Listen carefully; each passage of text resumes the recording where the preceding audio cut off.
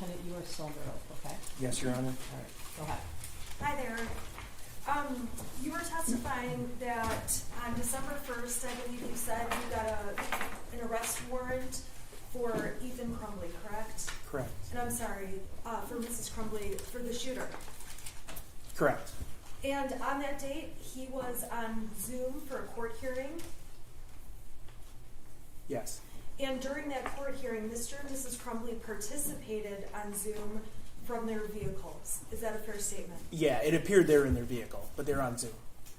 Now, on Friday, you went to the court and did what you call a swear-to in this case. Is that correct? That's correct. That's when you went in and you told a magistrate or judge the facts that you swore to in order to secure an arrest warrant for Mrs. Crumbly, correct? Yes. Now, on that date, you never told and I'm asking if you ever told Mrs. Crumbly, you personally did not tell Mrs. Crumbly you need to be here at the court, correct? I did not. And when you were at the court, were prosecutors present? For the swear-to, are we talking about? Yeah. I'm not sure. I don't recall. You don't recall seeing me there, correct? No. You recall seeing lots of media there, is that right? Yeah, there was lots of people there, but yeah. Yes. Was it media or people? Both. Okay, so lots of media and people. Yeah, I didn't know everyone's credentials, but there was people, so I don't know who was intermixed in the group. And on that date, you secured the warrant. Is that a yes? Yes. And the next thing that happened was the prosecutor had a press conference and announced it, correct? Objections to relevance, Judge? Well, it was on the media in the We public can domain. stipulate that it was Yeah. him. Yeah. Do not, Okay. I think that's even. Okay, yeah, you can answer that, if you know. Can you say it again, please? Yeah, the next thing was the prosecution announced at a press conference that there was a warrant for Crumbly's arrest. I don't know that.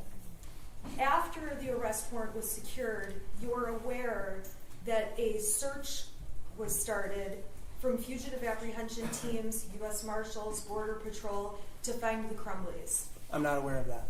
You're not aware that there was any kind of search? No, that's not true. I was aware that there was a search that I directed our fugitive unit to conduct. Okay, so you were aware that there was an outstanding warrant for Mrs. Crumbly, Yes. and you were aware that there were going to be efforts to locate Mrs. Crumbly because of the warrant. Yes. If I recall the swear-to, the judge said the defendant her husband, but the defendant had to turn herself in by 4 p.m. That day. Okay, and defendants can do a variety of things. I believe we've already established this in trial. They can drive around in their car with an outstanding warrant and end up getting a ticket and taken into custody, correct? That can happen. They can go to the police station and turn themselves into police, correct? Yes, that can happen. They can have a lawyer make arrangements, set up a time and go to the court to turn themselves in. Yes, that can happen. Okay, so there's a couple of different ways that a person can come into custody, correct? Yes, there's several ways. I have no further questions. Redirect. Just briefly. That hotel in Auburn Hills where James and Jennifer Crumbly stayed, how close is that to the Auburn Hills Police Department?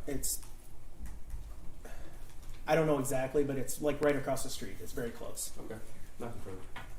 All right, you can step down and you're excused.